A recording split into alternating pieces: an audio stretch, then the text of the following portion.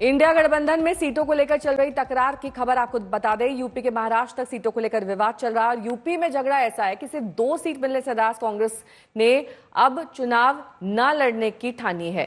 सूत्रों के हवाले से खबर आ रही है कि महाराष्ट्र में विदर्भ की 12 सीटों पर ऐसा फंसा। सीधे आपको ले चलेंगे, अखिलेश यादव कुछ कह रहे हैं।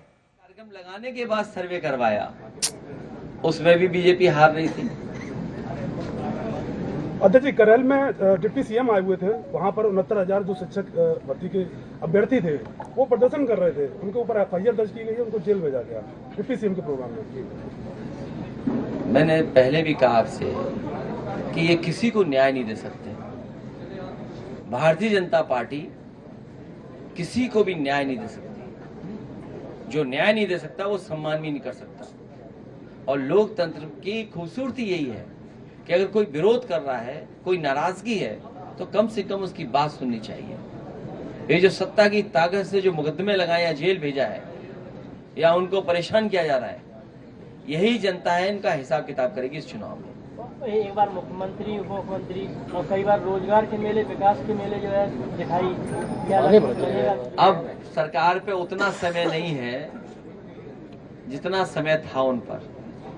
जितनी सरकार चल रही है अब उतना भी समय उनके पास नहीं है। ये सरकार जाने वाले लोगों की है। जनता इनको इस चुनाव में हरा करके विदाई का रास्ता खोल देगी। डीएपी खाद को लेकर मारामारी चल रही है, कहीं खाद नहीं है।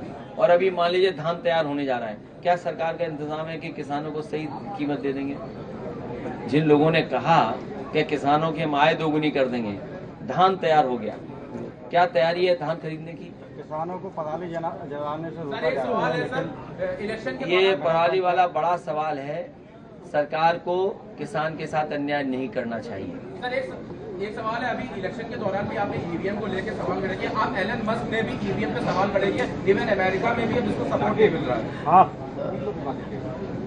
जिस तरह टेक्नोलॉजी आगे बढ़ रही है और टेक्नोलॉजी से कई बार आपको सूचनाएं मिलती हैं कि टेक्नोलॉजी के माध्यम से घटना हुई है।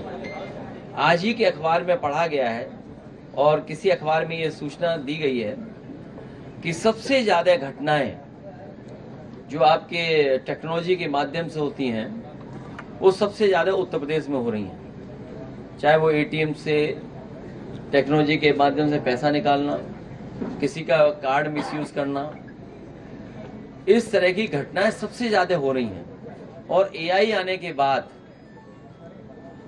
बहुत सी चीजें बदल रही हैं। जर्मनी जैसा देश जो विकसित है वो अपने यहाँ कहता है कि अगर ईवीएम इस्तेमाल होगी तो वो अनकॉन्स्टिट्यूशनल होगी। तो जब जर्मनी जैसा देश जो दुनिया में बहुत आगे है, भारत से कई मामलों में बहुत आगे है, जब वो देश ईवीएम के इस्तेमाल को अनकॉन्स्टिट्यूशनल कह रहा है तो स्वाभाविक है कि उस पर सवाल खड़े होंगे, उंगली खड़ी होगी। क्या 2027 में ईवीएम क्या रहेगा क्या? ये विषय अभी का नहीं है। हमारी बात और समाजवादी का पक्ष में लोकसभा में भी कह चुका हूँ, वो आप देख लीजिए मैंने क्या कहा है। प्रोफेसर साहब ने एक बयान दिया है, ये कहते हैं कि बटोगे तो कटोगे। इस तरह के बयान को आप किस तरह देते हैं? हर प्रचार में ये यूज होता है। वो समाजवादियों को बता रहे हैं और पीडीए परिवार को कह रहे हैं कि सब लोग एक हो जाओ।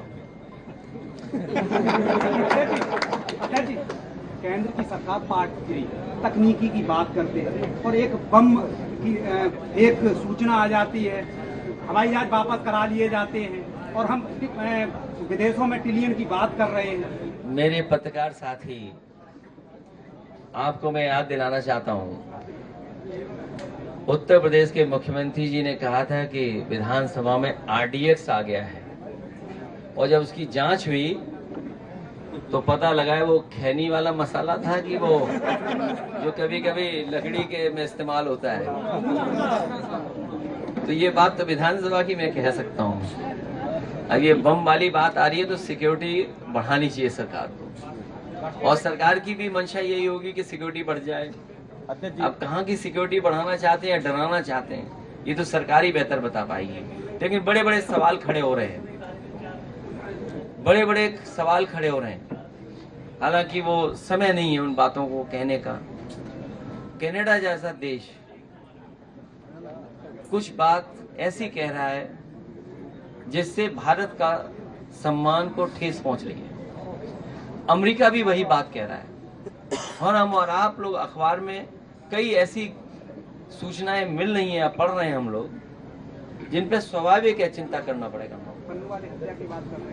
अध्यक्ष जी अभी आप बेहतर समझते हैं किन बातों को मैं कह रहा हूँ। अध्यक्ष जी, बीजेपी के लोग लगातार ये कह रहे हैं कि अयोध्या में जो हार मिली है उसका बदला अगर ले सकते हैं तो कन्हैया जीत कर ले सकते हैं ये। और मिल्कीपुर फिर बदला ले लेगी बीजेपी से तब। अध्यक्ष जी अभी प्रोफेसर साहब ने एक विवादित बयान दिया है सीजीआई को लेकर, क्या उसको लेकर वो माफी मांगेंगे? नहीं, मेरी जानकारी में नहीं है। सुप्रीम कोर्ट के सीजीआई साहब का सब सम्मान करते हैं और हम तो बहुत सम्मान करते हैं, बहुत सम्मान करते हैं।